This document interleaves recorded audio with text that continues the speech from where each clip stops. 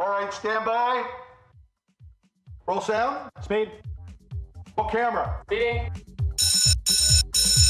Slate. Scene 1, take 1. Mark. And action.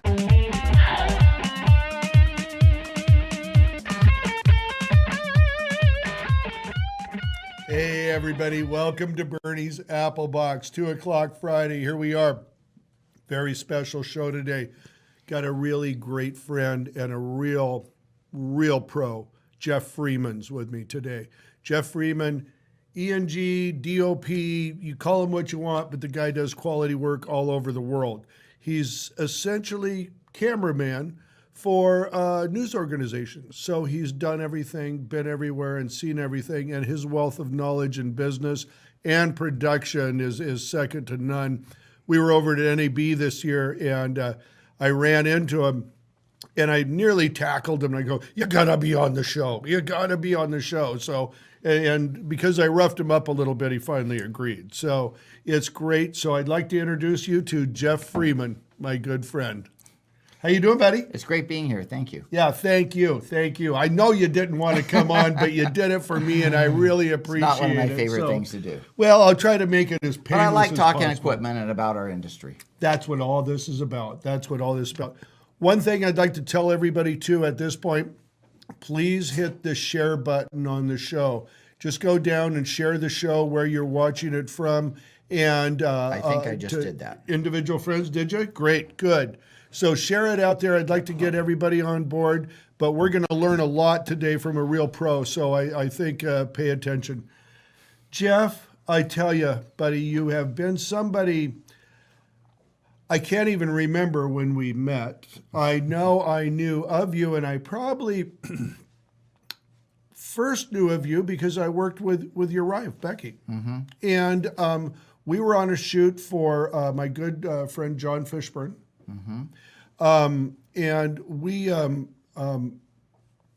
working a military base, and I worked with her for a couple of days. This was a long shoot for me. Was that the music video? No, it wasn't a music video. It was a training for the Marines. Oh, right, down yes, in San I know what it Diego. was. Yes. Yeah.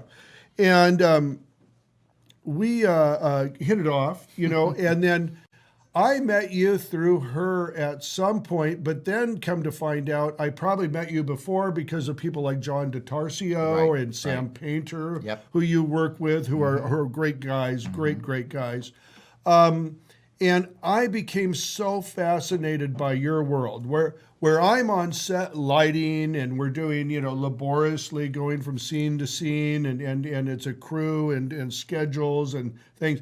You're just out there in the world ripping it. You're just getting everything, and you've got a front row seat, and you're meeting everybody, and I'm quite envious of that. To tell you the truth, we have a weird little niche, though. We don't really fit what most people think of. We don't do movie features. We're not doing a whole. We don't do a lot. We do corporate videos. We do a little bit of everything, but we're the type of people that get hired for a self-contained, small crew kind of shoot, although we know how to enlarge. When something drops in our lap or somebody that we're working with is doing a bigger thing, we bring in people like you that are experts. But the rest of the time in our van or our truck, whatever we happen to drive around, we carry the cameras we need. We carry enough lights to do whatever the job is that we have. I carry a generator. My truck has a built-in inverter. We have enough grip gear to make everything work so that if we get called at 11 o'clock at night and say there was a fire in Las Vegas, we have to go live from the Vegas Strip. We want you to drive and get there for Good Morning America. We can jump in the truck and go and have everything we need without having to go out and rent anything. We don't. A lot of people are saying, "Oh, we just rent whatever camera we need, and we rent the lights, and we rent this stuff." That's awesome. I mean, because then you can pick exactly the piece of gear you need for that shoot. But we have to have enough gear that we can make it work under any circumstances, whether it be in a hurricane or an earthquake and not just news, it can be just a feature for Nightline or for some other news magazine type show or World News or CBS Evening News, whatever.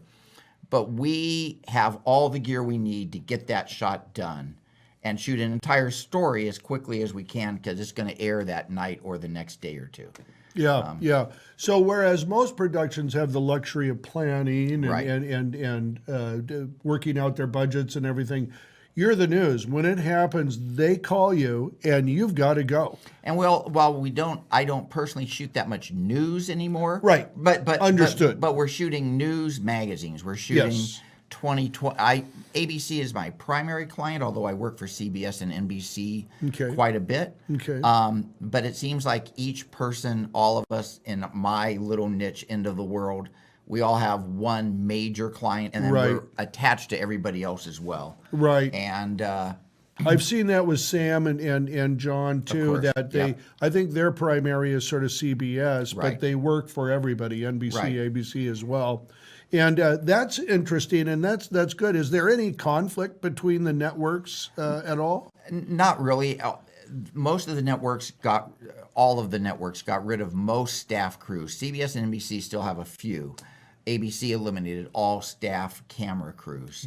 They did? Years ago. And Oh. they just rely on people, freelancers across the country for Yeah. all of their big camera type crews. They own some equipment, Mm-hmm. and they will hire freelancers to come in and work their equipment. Okay. If it's like in LA or New York. But other than that, they call on the people scattered throughout the U.S. to do the job. That is interesting. And you're right. Sam and John mainly do CBS primarily, although they work for everybody. Yeah. And the networks understand that we are freelance and we have to make a living. Yeah. They cannot keep us employed every day. That's the whole idea. They Right. don't want to keep us employed Your every day. availability is what they So want. we just have to be cautious if I'm working for ABC and then all of a sudden I'm doing the same story for CBS 2 days later, which happens sometimes.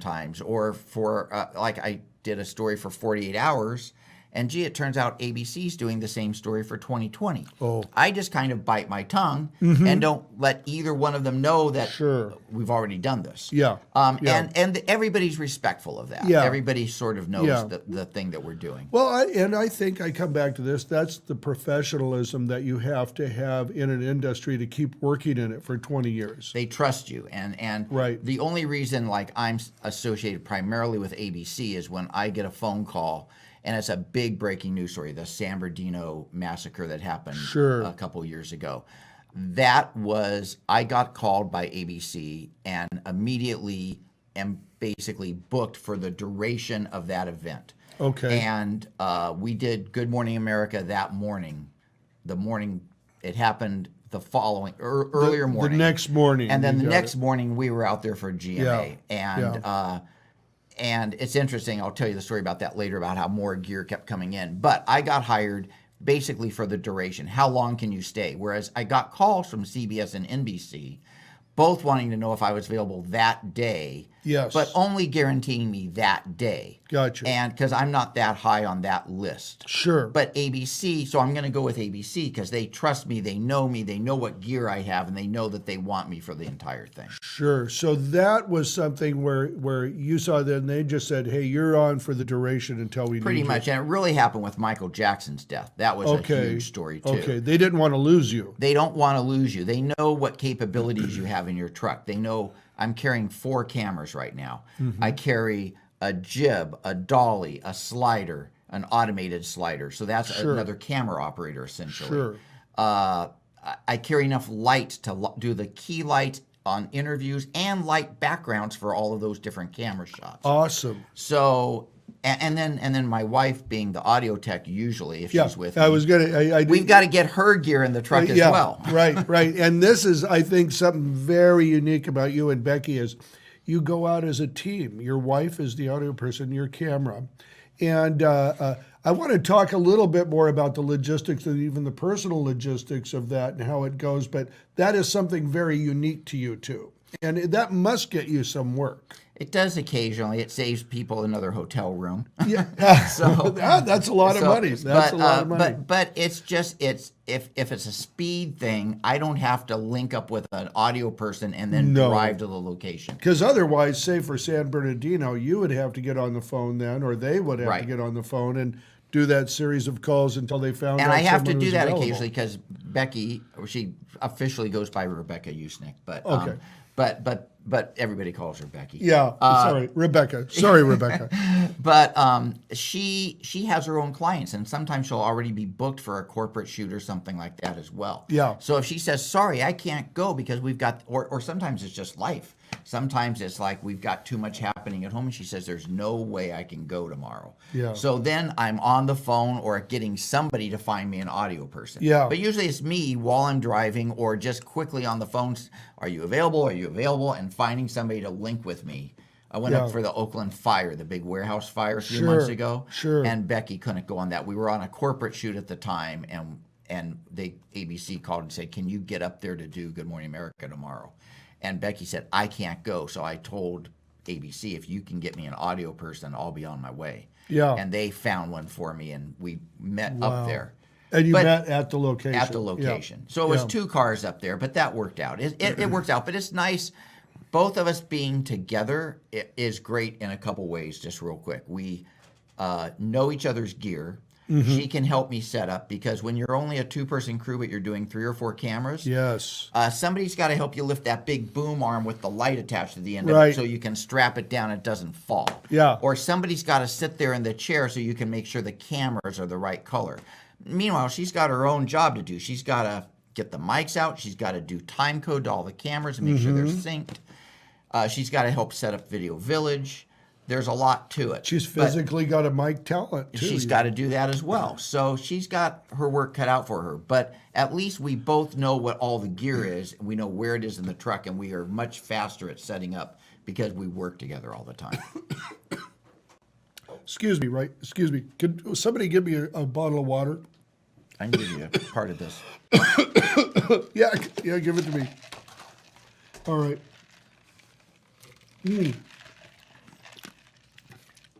Facebook Live, baby, warts and all. Warts and all. Live television, regardless of what the platform is. You missed the best part so far of me choking. So, but go ahead and share the show right now. I'll probably choke again, I'm sure. So it's fun. That sounds fun. And the other cool thing is we get Excuse to me. travel to a lot of neat locations Well, together where we'd be really jealous if the other person got to do it and one person wasn't in the industry and didn't get to go. Oh, I'll tell you what.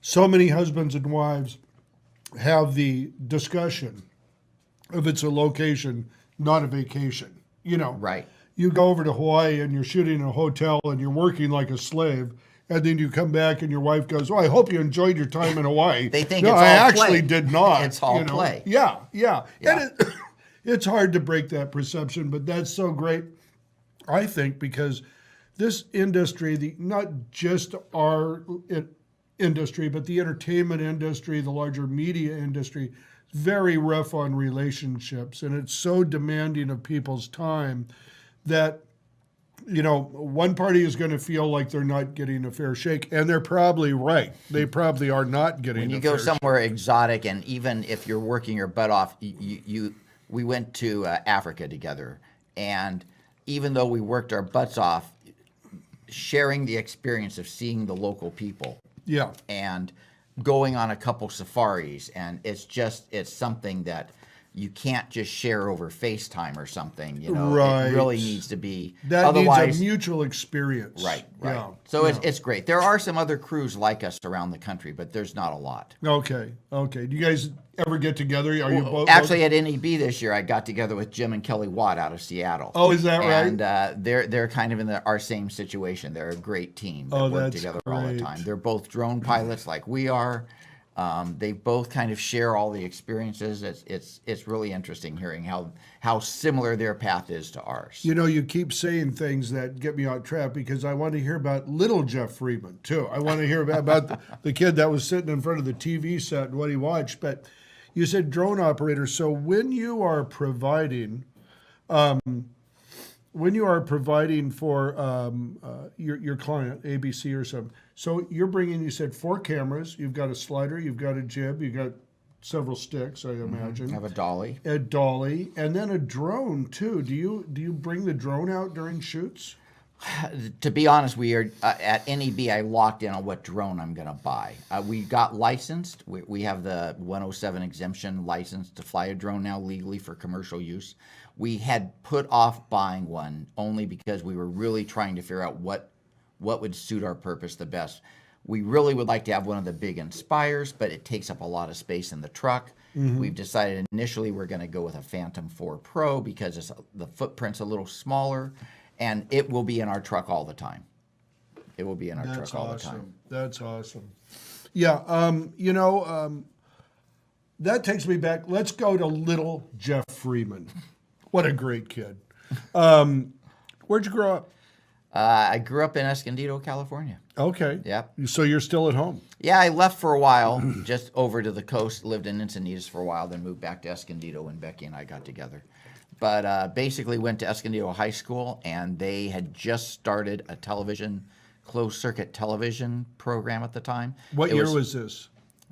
So long ago. Yeah, go ahead. It was probably like 73, 74, right in there. Okay. And it was part of the industrial arts program. Okay. And I was in band as well. I thought I was going to go into music and be a music teacher or something, but So you liked music as a kid. You were a young musician. I played the piano and all that stuff.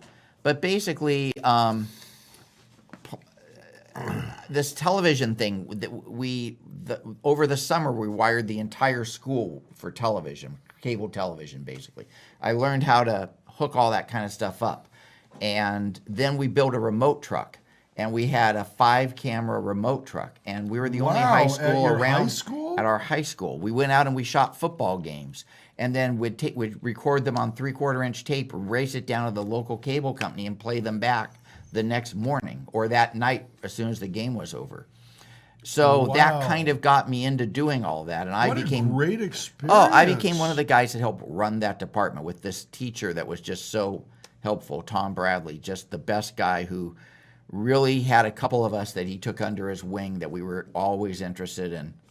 We missed a lot of classes, but he kind of got us through. And we also had a light and sound department that we created. We used the theater department would put on a big musical every year in the gym, and so we started building these giant lighting grids and renting the lights, and then bringing in a company to do the sound. Well, our instructor said, we should just have the student body buy all this gear and we'll operate it. So we bought 20 microphones, a big mixing board, PA speakers, amplifiers, the whole thing. And when the instructor, Tom Bradley, left to take a job up in Oregon at a college, they brought in an art teacher to oversee everything who knew nothing about all of this stuff that we'd acquired, a remote truck, everything. So the school district hired me to oversee running it. Wow. As like a teacher aide while I was going to college. And so I did the light and sound department. We had follow spots, but back then they were carbon arc follow spots. And I had a lot of experience doing all that kind of stuff.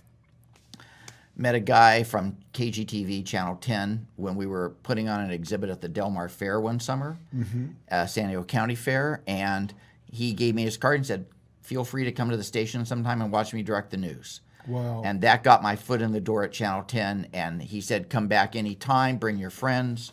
Started hanging out there, got an internship there, the only high school student that let intern. And then when I graduated from high school, I kept hanging out there, and then basically got a job as messenger and stayed there for 15 years, moving in all different departments in television. So it gave me a good, to do what I do, to do all these different jobs, that background is invaluable. That's awesome. That's awesome. And, that's something I'd like to, just bring home to a lot of people. Did you hear that story? He worked at a high school that had that bought a remote truck.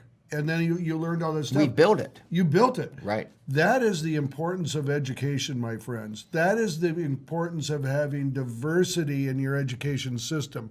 Not just math, not just science. It's industrial arts. It's vocational skills. Absolutely. Absolutely. I feel like so much we have lost that in this country, and we are not taking advantage of the opportunities that we have right here to make people great employees, leaders for that matter, Yeah. just like yourself in doing that. We had not long ago a class from Tennessee, Cleveland, Tennessee, of all places. They are the #1 broadcast high school in the United States. Wow. From this little town in Tennessee, because somebody took the time to invest in those kids and let them have it. And it was a great class, asking great questions. They were so thrilled. Yeah. And you see it from a little town like that, and you go, boy, that's where it's at. That's where education is supposed to You be. got to hook them, get them Yes. interested. I mean, I went I thought I was going to be in band. I stayed in band my freshman year. Took every television class I could and bailed on a lot of classes I shouldn't have, but did a lot of stuff which really gave me a good foundation for where I've ended up. Nah, that is so awesome. That is so awesome. So, we got a few questions, I think. Okay, what do we got, guys? John Franklin Reinhardt, he was asking, since you work with your wife all the time, how do you deal with personal conflict on set and maintaining a professional image at the same time? That's a great question that a lot of people always are amazed about. We don't really talk about it much, but essentially we have totally different roles when we're out in the field working. Once we leave the house, it's kind of, and this is the way most crews work, the cameraman, director of photography, whatever the role happens to be, I kind of oversee everything and Becky does her job. And we are just very professional, and whatever has happened at home has absolutely no bearing whatsoever on our job. We don't really have fights at home. We get along fine. We have a different life. As soon as we pull into the driveway, I plug our van in to start everything charging and go into the house, and we don't hardly even talk about work. It's all about life and our pets and what's going on at home and whatever it might be. So, but we step in the van or she gets in her car and we meet at the location, whatever it is.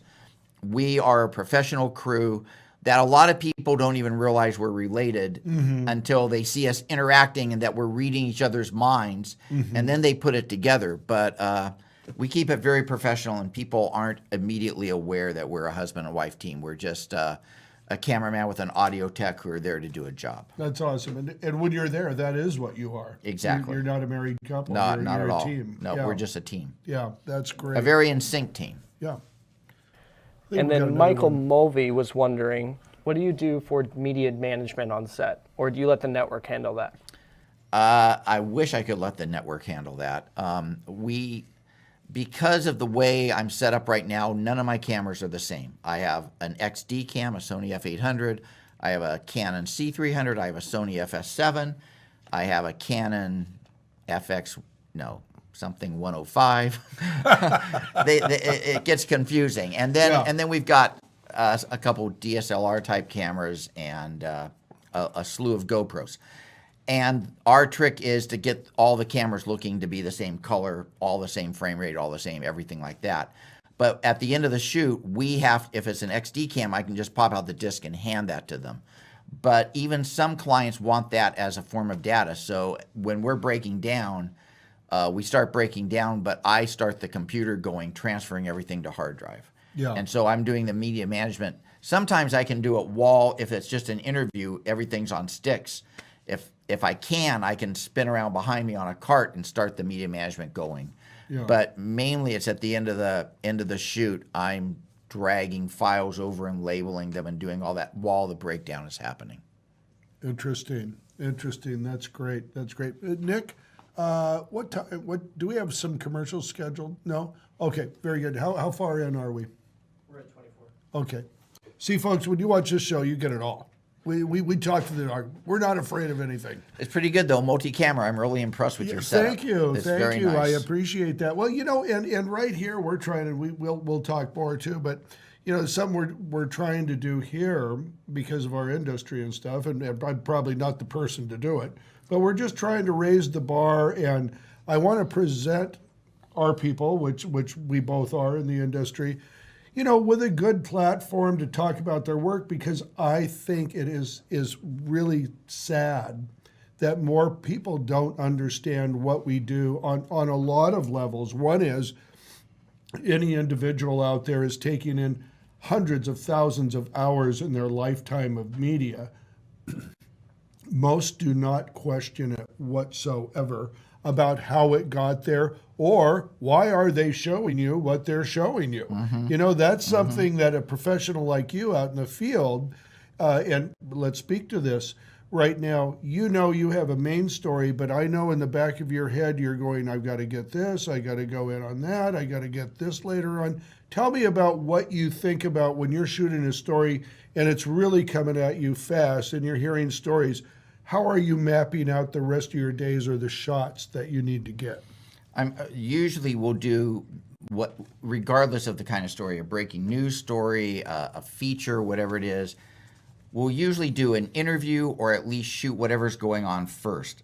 It's like one thing leads after another. If we can do the interview first as they're telling their story, whatever it is, I'm listening and thinking what kind of B-roll shots can go with this that we're capable of getting right in that area. Because usually if it's something where it hasn't been planned very much, we don't have time to go to the other end of town to shoot wherever they were talking about or whatever. Yeah. It just really depends, though. I'm usually thinking, you know, what kind of B-roll can we get to represent what this person is describing? Sure. And then it's like, how long is it going to take to get there, or what kind of a setup are we going to have to do?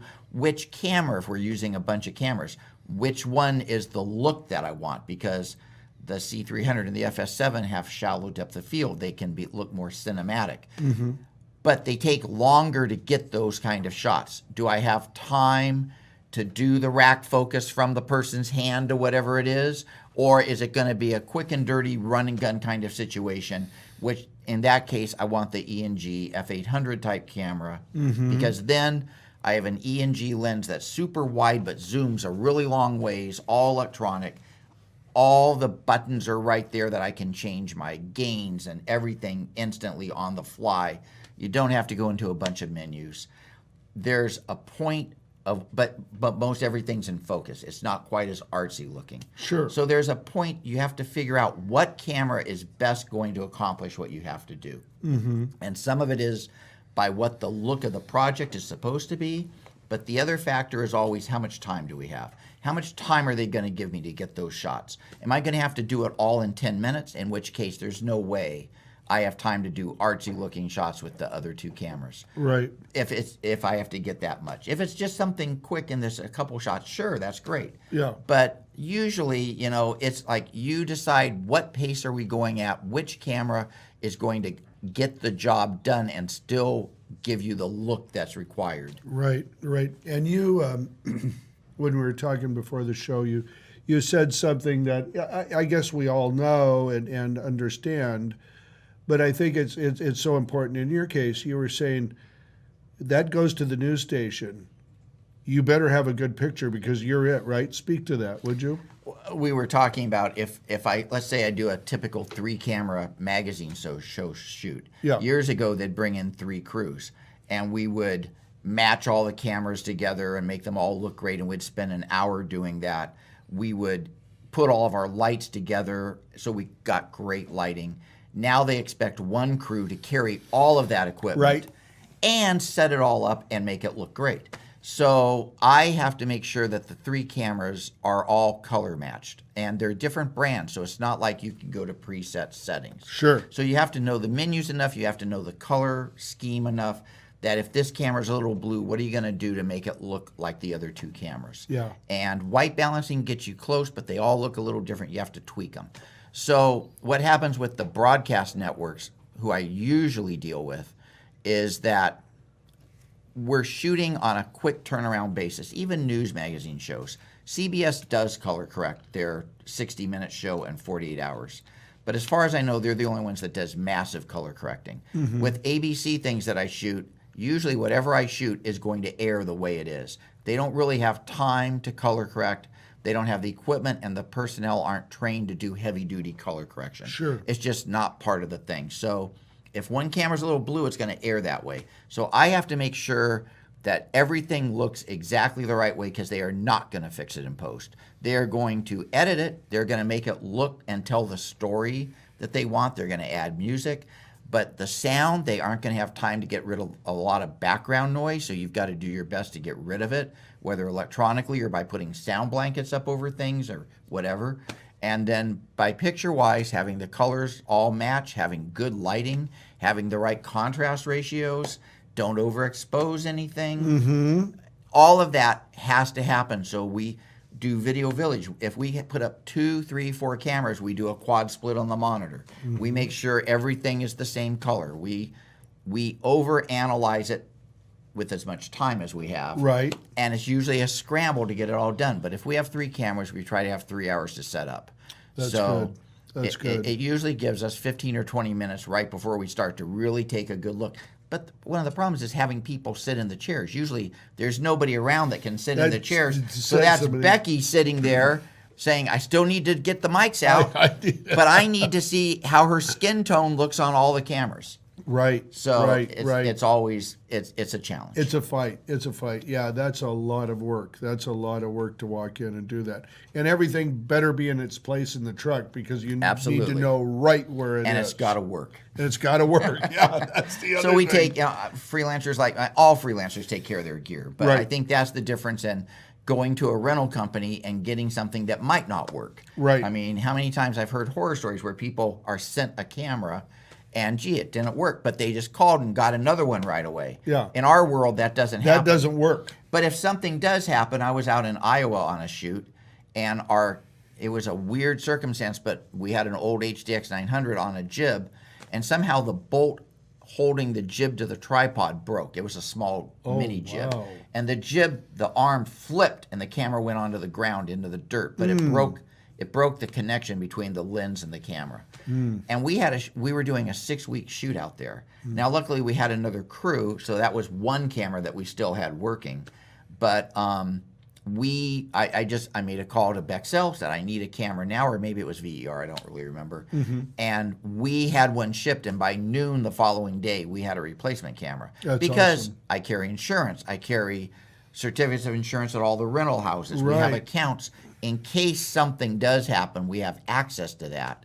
But we can't trust that all the time. You know, you just have to be prepared. Right. Now I have multiple cameras. I could pull out another camera. Back then, we had one, and that was the camera that we were shooting the series with. Do or die. Right. Yeah, yeah. You know what? That brings me to your certificate of insurance.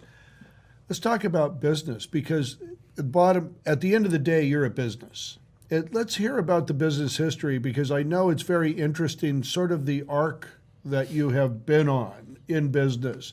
And I think, in my personal opinion, it's so wise what you did. I want to hear about that. So you're out of high school, you're out of college, and now give me the rundown about your career. How did that start, and where did you go with it? In short, I started as a messenger at Channel 10, went into all the different departments learning what they did. Thought I wanted to be a director directing the local news. Did that a little bit, but decided I didn't want to be in a cold control room or studio all the time. Right. I was doing news at the same time, and all of a sudden I was flying in a helicopter. I was out at the scene of breaking news where the adrenaline rush was there. We were going live. Being out in the field going live was this adrenaline rush you don't get in the studio. And so I went into the news because of the opportunities there. I was really lucky in the 80s. The news departments, they sent me to Seoul, South Korea to cover we were doing a preview of the Olympics. We also went with a local anchor who was Korean, and we went to her. We found her family there and did a whole piece on that. I went to Africa, to Kenya on a safari with the San Diego Zoo. While I worked local news, we turned all of these into 1-hour programs, which gave me I learned how to do documentaries. I learned about music rights. I learned about all sorts of things. So it was a great opportunity. After I did that for a number of years, I was working for the San Diego Zoo on the side a lot, so I started my own production company and quit Channel 10. When I had the opportunity to go to Papua New Guinea with some good friends of mine from the zoo. And so we went to Papua New Guinea for 6 weeks, shot all sorts of amazing things, and came back to do a documentary about it. And I discovered that while I was editing, the camera gear I just bought was sitting doing nothing. And I was having to rent edit facilities, which was costing me a fortune. So all of a sudden we bought edit gear and decided we needed to keep it working when I was out shooting, so I needed an office. And then I needed somebody to manage the office, and all of a sudden I had a full production company. And over the years we expanded, and we ended up with about 10 employees and doing editing for outside clients, doing editing for ourselves, doing corporate videos, news, providing crews, just whatever came You were along. a regular production company that We were the took fourth in- largest in San Diego at the Wow, time. wow. And we did full-blown programs. A friend of ours, Bruce Halford of Husky TV out of New York, he was doing a program for the Fine Living Network of a train trip, a steam locomotive train trip through Inner Mongolia and parts of China. And China, that's China. Okay. Hold on, just let me know what the issue is. Okay. Why for? What's happening? Okay. Folks, we're going to cut the stream right here, and we are going to start right back up. So if you're watching right now, we're going to go right back where we are, wherever you're watching from, and we're going to start again. So stick with us. We got a lot more good stuff. But they can't hear you because you're garbled. We'll be right back.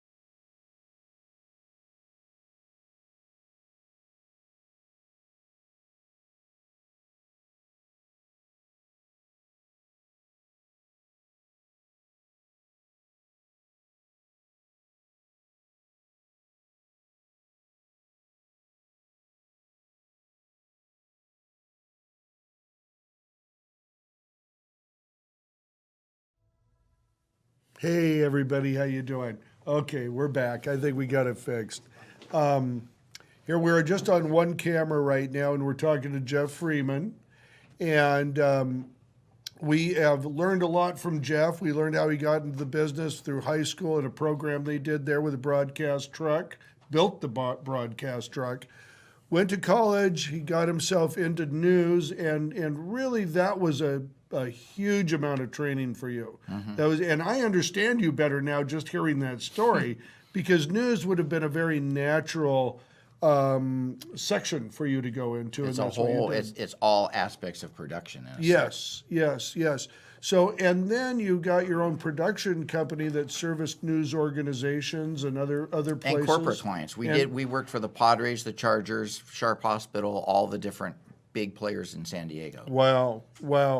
And you were up to 10 employees, you said? 10 employees, Okay. 2 producers, editors, the whole graphic artist, everything. And were you the sales? Did you go out? Did you No, let the I just phone wanted to ring, or- shoot. I Yeah. had a general manager that kind of ran the operation for me. Okay. And she'd keep me informed of what was going on, but she was a lifesaver, and she operated it. She ran everything, the business, and we had a salesperson that sometimes it worked and sometimes it didn't, but our producers also really helped to get new clients in. Sure. But after 9/11, things just really, the industry was changing. Desktop editing became a reality. Right. You didn't need these big edit rooms with a lot of equipment. We needed to reinvest in high def, and my wife and I made the decision that we wanted to simplify our lives. Yeah. And we basically, after our lease came up again, we decided to get out of the big production company thing, and we took all of our shooting clients and kept them and work out of our house, and we upgraded to high def gear and upgraded everything. Yes, that was that transition time. It was a right, really Jeff, tough yeah. time. Yeah. And then my partner at the time, Jerry Harris, started his own production company where he kept the corporate clients and he did editing. And for him, that's worked out great. SDG&E is one of his biggest clients. He has clients all over the world, and he's doing very well. So Wow. we've all ended up, everybody got jobs, everybody's really happy. It didn't really hurt anyone. Yeah. We just improved our lives. It was the right time, but it was a great experience. I had AARP as a longtime client since then. Wow. And they hired me because they read on my website that I used to have a full production company, and the production manager was like, okay, I want your experience. Yeah. Go ahead. This is a problem with the Terra deck. Okay. If this is not going to work, we're going to have to cut this. Okay, so Okay. we're having a problem? Okay. Folks, I think it's going to be a little short today. We seem to be having a tech problem. We can't get by quickly here, so we're going to come out and fix it. But Jeff, I just wanted to thank you so No much problem. for coming by. I learned a lot more about you, so it was worth the trip for me. Totally. No, it's fun. All right. Well, thanks a lot, my friend. And Jeff Freeman, how do people get a hold of you? Broadcast Images, Inc., and I'm at jeff@broadcastimages.net. All right. Very good. Thank you, brother. No problem. All right. We'll see you back next Friday, 2 o'clock, Burnie's Applebox.